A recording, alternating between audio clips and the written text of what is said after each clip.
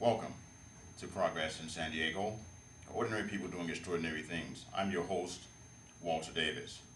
And this evening I have a fantastic show to bring to you. I have Miss Miriam Raftery of East County Magazine.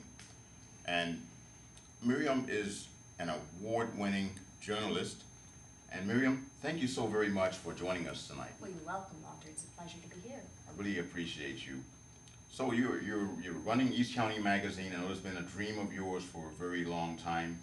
Tell me about that. What is East County Magazine all about? We are an online publication. We're clean, we're green, we never kill a tree. And the idea behind it came about from a couple of reasons.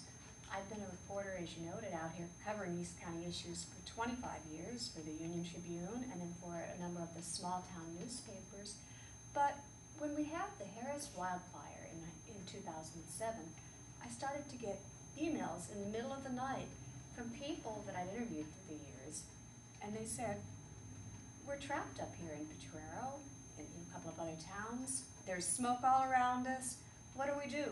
And I realized that there was no source of information. The TV stations wouldn't cover these big fires typically until they'd burn into San Diego, and when you had a fire at night, people didn't know what to do or where to go. So I decided that we needed an online source of news that was regional, much like the North County Times, but entirely online. It's, I think starting a print publication is very expensive, and you just can't accomplish the things with print that you can achieve with the internet.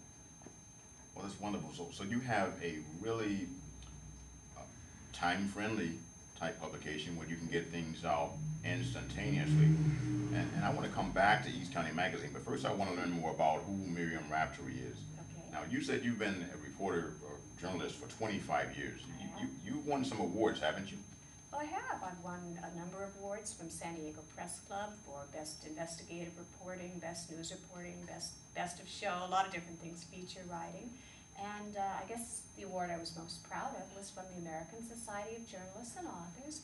That was a national award, the Arlene Award, which is presented for community journalism that makes a difference. And it happened to be for a series called The Changing Face of East County.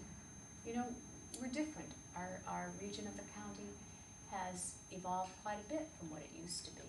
And we're a much more diverse people. We have a lot of refugees from all over the world.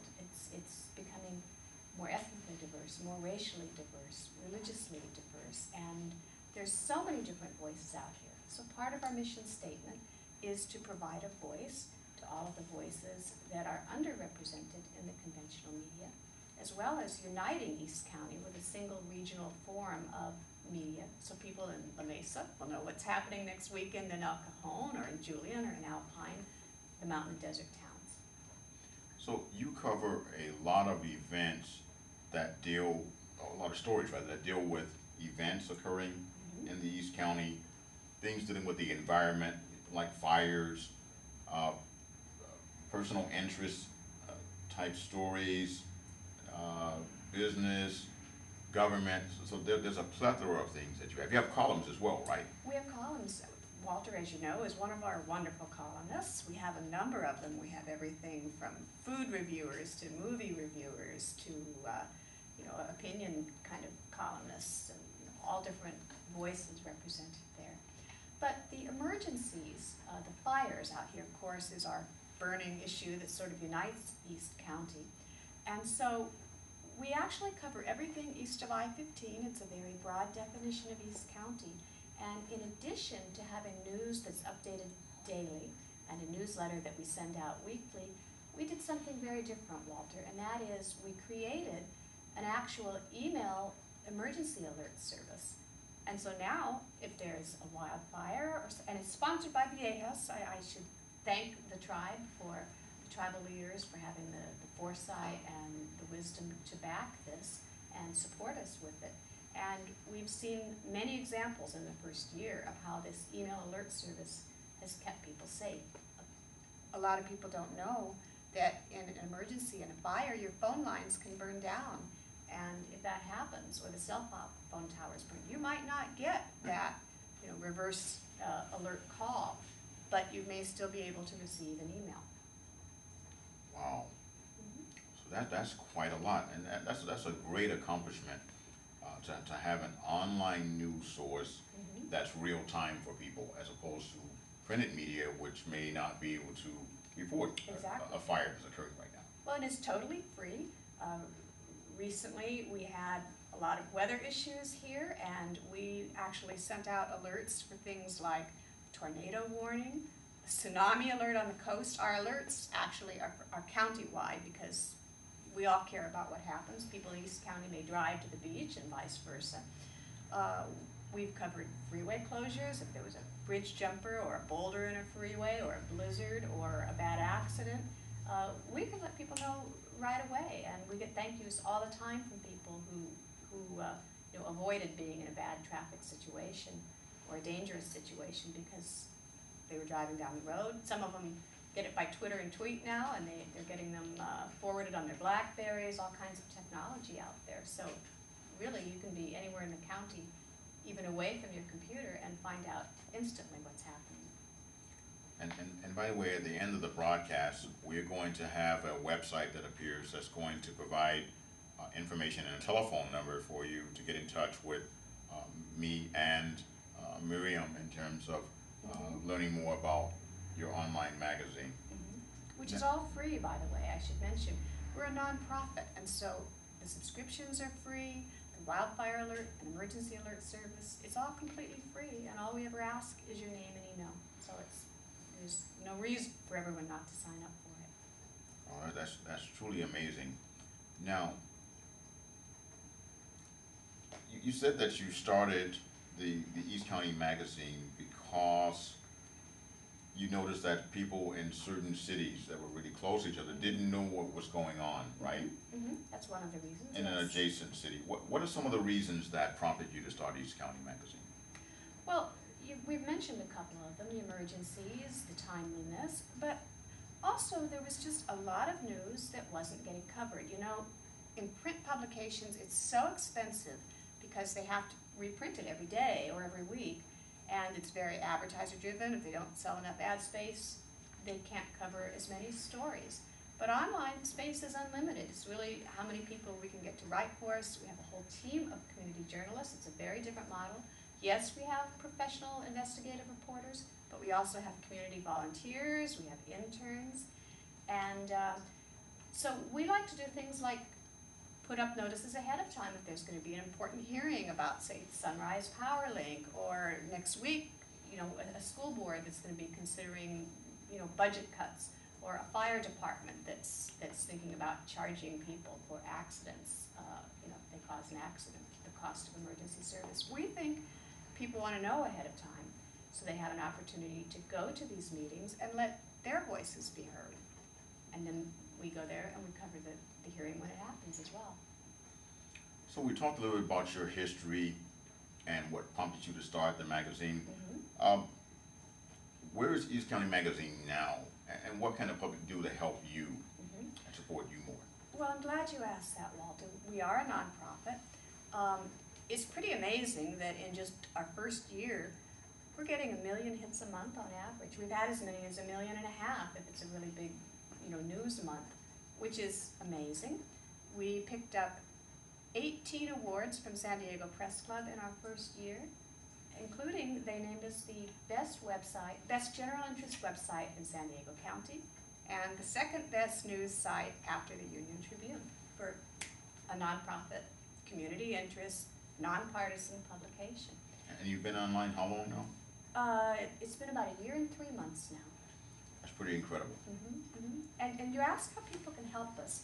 Just like public broadcasting, PBS or NPR, we depend on our readers and our viewers for support. And so donations are wonderfully helpful, even if it's just $1, you know, if everybody that read that, if all those million people would send $1, we would be in very good shape, you know. But the economy is difficult, and so it's been challenging that way. We also look for major sponsors and, you know, major community partners, angel investors who want to help us. The idea is that we don't want to be beholden to the huge corporations. You know, our media is very consolidated in this country. 5 or 6 major corporations control 95% of what we see and hear. How often do you flip the dial on a TV set and it seems to be the same 5 stories over and over on every channel? And there's a lot more news out there. Which is the whole reason we started our series of shows, is to show that we are the news, the people. That's exactly right. Yeah, the voices of the people are so fascinating to hear their story. We love those human interest stories of people that are doing good things out there.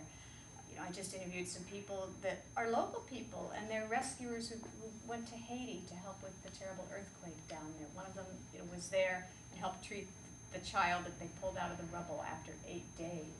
These are amazing people. These are East County people that are doing these great things. And we have refugees from all the way around the world here. Some of the people we've interviewed, these aren't on the site yet, but they will be in the next coming weeks. You know, we interviewed a man who was a child soldier in Uganda, a woman who spent 24 years of her life in a refugee camp. Can you imagine? She's only 31 years old. Another man that was a torture victim in the Sudan. There was a little boy who used to watch the airplanes drop food supplies when his people were starving. And he didn't know what they were. He called them flies from heaven. He made his way to America as a refugee. He's here in San Diego, and you know what that little boy is doing today? He's a pilot. He's a pilot. That's what he wanted to do after he saw those airplanes, you know, dropping food to help people. So these are amazing stories. That is just really amazing. So one of the things to keep in mind, audience, is that you can become involved with East County Magazine in terms of submitting stories, as well as with this show and the series of shows that we have with the Community Coalition. We want the public to get involved with our media because our show is staffed by volunteers and everyday people.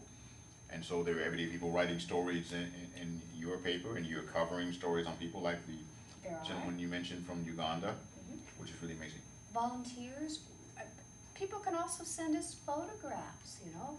We have emergency workers. This is great. It's the rise of the citizen journalist, citizen blogger. We have firefighters now that will send us, you know, photographs of dramatic rescues that are being done, deep water rescues and, you know, things like that. Ordinary citizens can send us story ideas. You can also go on and post comments. If you don't like something, an editorial or something, you can post your own opinion right there. It's not edited. We allow all views. The only things that we, you know, would delete off would be if comments are, you know, obscene or something like that. But it's a true community forum, and we encourage your input and your ideas. And keep in mind also that this show is broadcast live on the internet, and you can interact with us. You can ask questions. You can interact with our guest here.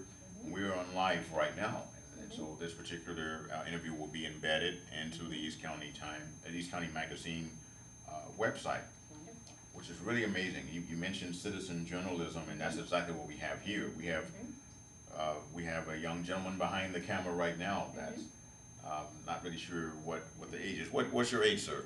13. We have a 13-year-old behind the camera right now. So you can't get too much more citizen than that, right? So everyone is welcome to get involved with our media enterprise. Yes. And I'm just really proud to have you on the show.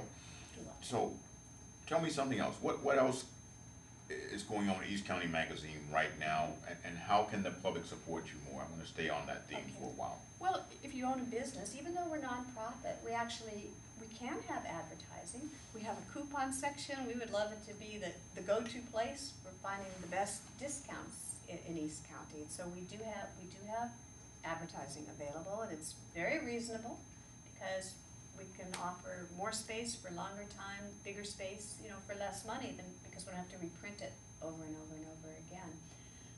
The story ideas are important. And we're also looking to, in the coming year, we want to start going out to the public and holding more events. So my dream would be to have a newsmaker event every year, kind of like how New York Press Club does, something like that. And we would bring these people that are making news, the rescue workers, the people down in Haiti, the citizens that are out, making a difference. Like out in Potrero, where they had a recall election over Blackwater, and they recalled an entire planning board a year or so ago. That's the kind of story where it empowers people, and when people say, they could do that in Potrero, I can do that with, with my board. Maybe my voice really does count. Maybe I can make a difference. And that's very important, what you just said, because Mm-hmm. the people got together in East County, from all over the county, Mm-hmm. I suppose, in Mm-hmm. Southern California, and were able to repel Blackwater from coming into the Right. East County. Mm-hmm. So we can have power rejoin together. There truly is. I mean, with Potrero, I know I've heard Congressman Filner mention that what happened out there should be a model for people everywhere standing up against a powerful corporation. It was really, national, it was international news what the people in that tiny town did. We're seeing a similar effort being made against the Powerlink. Whether it will be successful or not, I don't know, but it's very interesting. There's a coalition out here called the East County Community Action Coalition. Milton Laura Seifert started up. Do you know how many people they now have in this coalition battling the Powerlink? 79,000 members. Wow. Imagine getting 79,000 people to agree on anything, but it's a pretty amazing coalition that they've put together. And we've covered a lot of it. We've had some of their video. But it just shows the power of they were just ordinary people who lived in Lakeside, and they found out this huge thing, that's a fire hazard, was going to be coming through their property, and they had already lost their house in the Cedar Fire. And they stood up and they said, gee, we think some other people may feel the same way we do. And next thing you knew, they built this enormous coalition. So that's a side of it that I wasn't aware of. So in other words, the people in East County didn't want this Powerlink device or It's the high voltage, system. it's a proposed high voltage power line Mhm. that SDG&E wants to put in, Mhm. and it would come all the way from, South Central. yeah, they've changed the routing, but originally it was gonna go through the Anza Borrego Desert, and that was defeated on environmental grounds. And now the new route would be going through the southern portion of the county, so all those towns, south of Interstate 8, and then swinging north up into Lakeside and some other areas. And it's very, very controversial for a lot of different reasons. But again, it's an example of, if you only had little small town newspapers, nobody would have a way of networking with each other or really knowing what's going on. Now I understand that further, one of the worst things about it is this environmental carbon footprint, because this thing is actually starting in Indonesia, is it not, where they're transporting this liquid nitrogen, liquid natural gas into Mexico, and then it's being piped up to the... Right, it's been positioned as, it's gonna have all this green energy, but you know what, when they when it came before the Public Utilities Commission in Sacramento, one of the commissioners said, I don't really like some of the environmental aspects of this, the views, the fire dangers, but if it'll be at least 20 or 30% green energy, I'll vote for it. They said they couldn't guarantee any percent would be from green energy, and that if that was a requirement, they would not go through with the project. So you can draw your own conclusions, but if it's coming from Mexico and it's going to Los Angeles, and it presents a severe and unmitigatable fire hazard, according to their own environmental impact analysis that was submitted to the state, why would people in areas that have had the 2 worst wildfires in California history want that going through their town? So, it's a very, very interesting issue. But we also, although we're a local paper, we also make sure that people are informed about what's happening at the state government level and, to some degree, the congressional level. We have a how they voted section, so you can go in there and you can look up how your representatives voted on key issues. You know, we have stories. We also do something a little different. Instead of letters to the editor, we have editorials by our readers. You can be the editorialist and send us a piece, and you know, if it's well written, we'll publish it. Wow. We do point counterpoint. Sometimes we'll invite people on both sides of the aisle on a controversial issue. Give us your best argument. And we strongly believe in letting our readers see the strongest arguments out there on each side. And then, you know, we'll link to facts and documents and give them the tools they need to be informed and to be educated and empowered. So it sounds like a fantastic media enterprise. We're down to our last 5 minutes or so. Okay. I want to make sure that you're able to convey to the public what you want to. So take this time to say the things that are most important for you. Okay. Well, we would like to have everybody be involved. And first and foremost, go on, click subscribe. It's totally free. That helps us right there, because the first question, you know, a sponsor will ask is, how many subscribers do you have? So the more the better. And we want to keep everybody safe in the community. We want to keep you informed. We want to know what your ideas are. And if you have a skill, if you're a good photographer, if you're a videographer, if you want to volunteer, we sometimes can, you know, pay small stipends for some of the work. It's, you know, depends how things are going for us. If you know a newsmaker who would make a great speaker, who's doing something wonderful for the community, let us know, and we'll do our best to cover it and to be your voice here in East County. Outstanding, outstanding. And I'm just really happy once again that we're able to get you to come out and join us this evening and talk about your amazing accomplishments. You've been able to rank up high in terms of a website up against the Union Tribune, and then #1 in some issues, and in a very short amount of time you've been able to do this. If you Google East County now, we're usually the first thing that comes up, first or second thing that pops up. We're getting picked up by Google News. And we've had some stories go national, Walter. Maybe I'll end on this, but it just shows what a little community online publication can do. We broke a little story about the Sheriff's Department down here rolling out a sonic weapon such as they've had in Iraq at a town hall forum on healthcare, of all things. And that went national. It got picked up by USA Today, got picked up by liberal and conservative blogs all over. Everybody was up in arms about it. 24,000 reads on that story in about 2 days, and the end result was that the sheriff turned around and said, you know what, we're going to disable that sonic weapon feature on this thing. So we've had a few successes like that. A sonic weapon. Talk more about that. What is a sonic weapon? They're used in Iraq for crowd control against the insurgents, and it can produce a targeted beam of sound. The idea being, you know, they can break up a fight or repel an insurgent, something like that. But, you know, it can also cause hearing damage and or worse. And so there was a real concern about why do we need these for a crowd situation where we have ordinary citizens who are doing nothing more than protesting, you know, for or against a health care bill here to their Congress. And by the way, it wasn't just Susan Davis. Our research found out that it was also being rolled out at Darrell Isis, so they had it at both sides of the aisle, and a lot of people didn't like that. We've also had we raised some issues about Brown Act, Sunshine Law violations by a water board here, and the Helix Water Board backed down on a very steep water hike, water rate increase, and they wound up redoing it with a much more modest increase with full public input. And that was a joint investigative report that we did with Channel 10 News. Channel 10 TV has partnered with us on some things, and we hope to do more of that in the future as well. Well, that's simply amazing. And it certainly sounds like you've become an intrinsic fixture in the East County in a number of ways there, and brought some things to my attention I wasn't aware of and didn't see portrayed in the mainstream media. So certainly you have an intrinsic function out there in East County.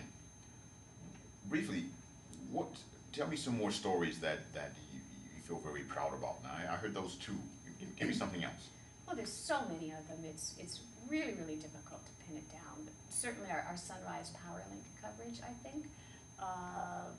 We've done political races. We also work with interns. You know, one of our young interns was quite amazing. We had a congressional race last year, and we had a veteran political writer that was supposed to cover it and had an emergency come up and couldn't, and said to one of my interns who was a poli-sci major, "You're it. You get to go interview congressional people," and also a city council race we had him cover, and he wound up unearthing some corruption. He discovered that one of the candidates, who was calling herself the honest candidate, clean up city council, vote for me, the honest accountant, that in fact she'd had 2 ethics violations that she'd actually been fined for by 2 different entities. So we ran this story. The other candidate, you know, we're nonpartisan, but the other candidate got a hold of that and put that on her door knockers everywhere, and you know, she won by 400 votes, something like that. Well, it's totally amazing. You've shown that you have some political power and influence, and you know, I'm going to have you come back on the show real soon, because we could just go on and on with this. I certainly invite you to get involved and learn more about East County Magazine and to join the San Diego County Community Coalition. Become involved with our shows here. It is open to the public. You can come and become part of our studio audience and also volunteer to be part of our crew. We fight for human rights, social justice, and the environment. We're looking for progressive-minded people that have those same issues. We believe that we can make a very big difference in our community in terms of fighting for peace and standing for and against poverty. Please see the telephone number at the end of the broadcast and the website to learn more about how you can volunteer and become part of our crew and become part of the San Diego County Community Coalition. Look for our other shows that come on at 6 p.m. on Sundays. Community Issues, a Tapestry of Concerns. Laura Thompson's Community Artist Connection, which comes on Thursdays at 9:30. And I want to welcome you to the San Diego County Community Coalition and Progress in San Diego, ordinary people doing extraordinary things. My name is Walter Davis, and I'm your host, and I appreciate you, and I hope that you're able to get involved with us and the various projects that we are endeavoring to make a difference here in San Diego County. We have some amazing stories coming up in the near term on universal health care and other very controversial issues. Thank you very much.